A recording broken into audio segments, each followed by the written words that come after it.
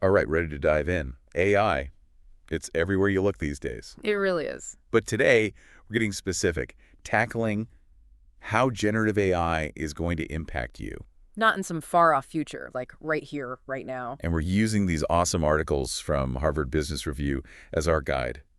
Yeah, these HBR articles are great. They cut through all the hype and give us real practical insights. Totally. They go way beyond just explaining what generative AI is and get into how it's going to affect, well, everyone, businesses and people like you and me. Exactly. One thing that really stood out to me was all this talk about personalization, especially when it comes to customer experience.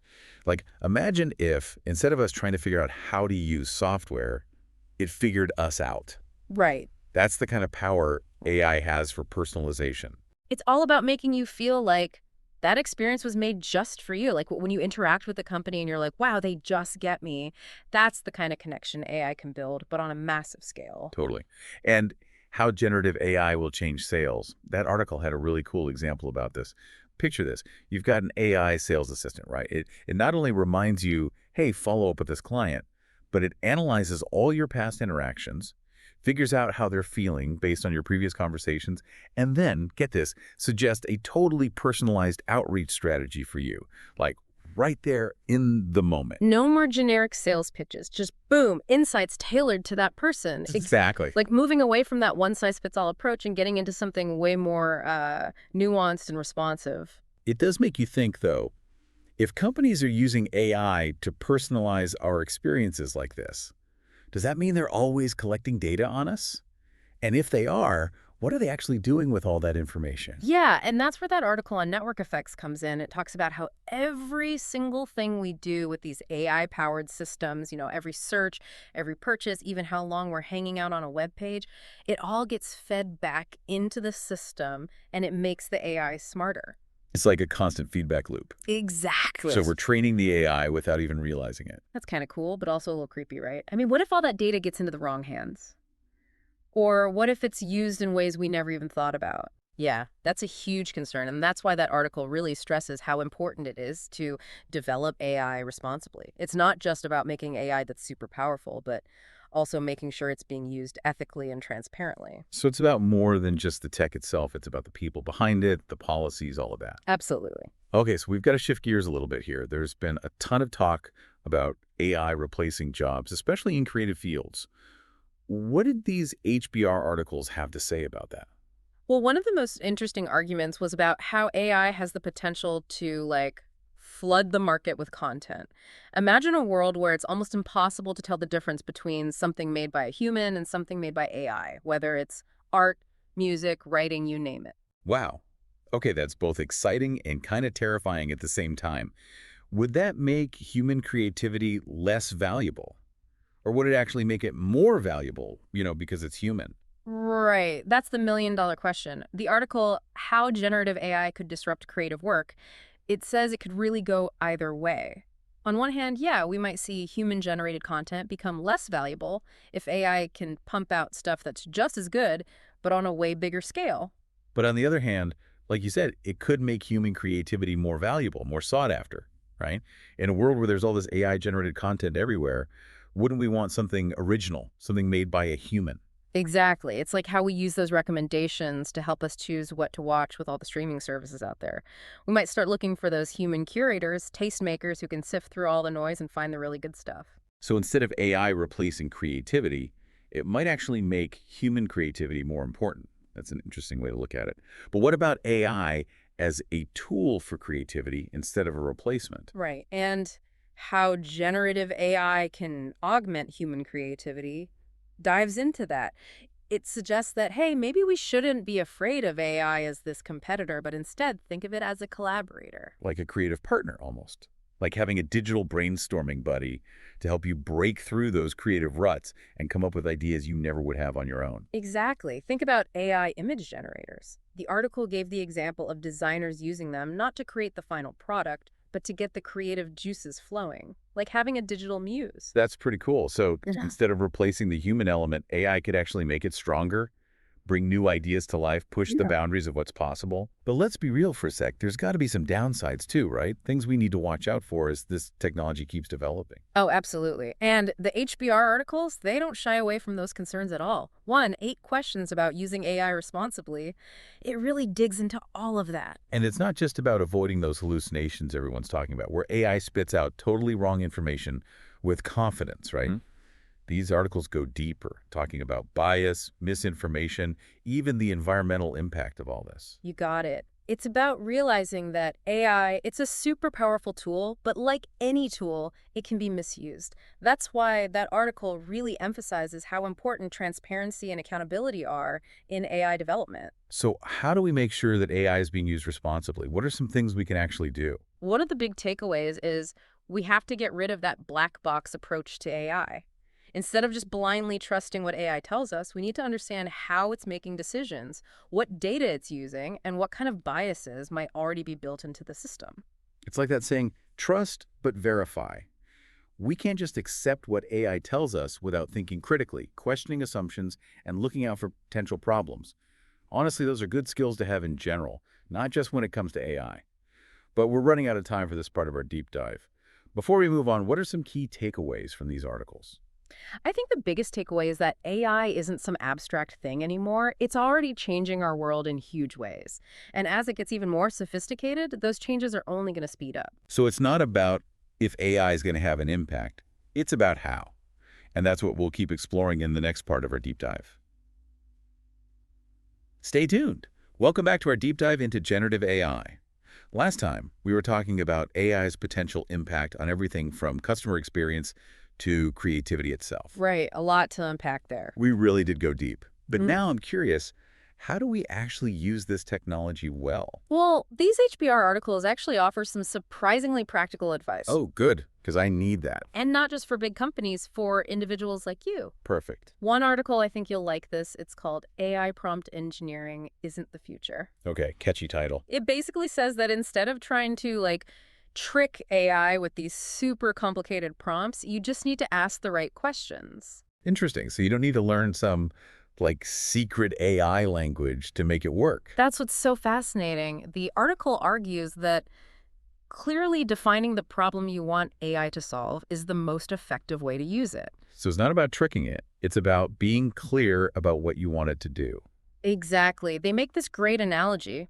Think of AI as a superpowered research assistant. Okay, I like that. If you just go to them and say, find me everything on this topic, Right, you'd be totally overwhelmed. we're going to drown in information. Totally. But if you go to them and you're like, listen, I need to solve this specific problem, and here are the key factors, then that AI can really shine.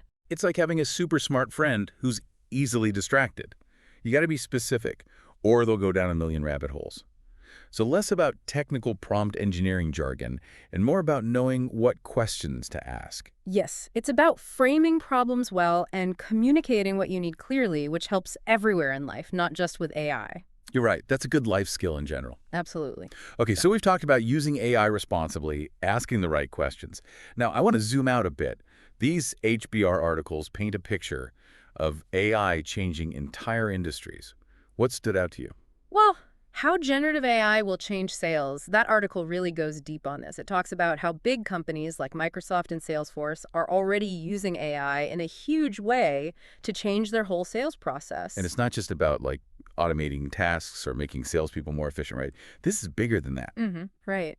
It's totally changing how businesses connect with their customers. Wow. Like we talked about before, creating those super personalized experiences. AI can understand what customers want and need in a way that was impossible before. So this is a major shift. It makes you wonder, if AI can do all this, what happens to the role of the salesperson? Will we even need them anymore?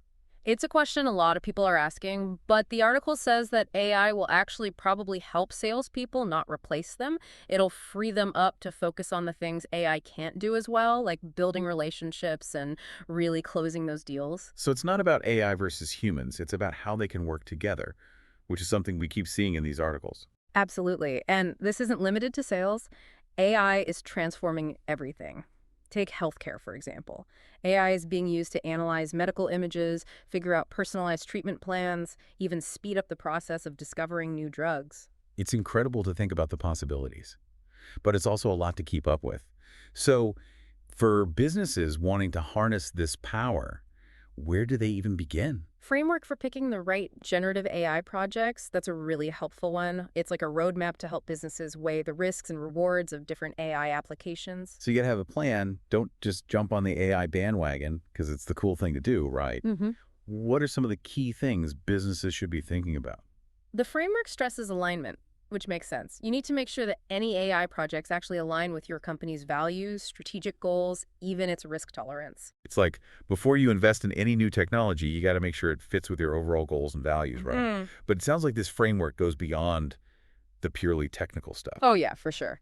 It also encourages businesses to consider the ethical implications of their AI projects. It's about being responsible and making sure AI is used in a way that benefits everybody, not just the bottom line. It's like having a conscience about AI. AI is a tool for profit, sure, but it also impacts people's lives in a real way.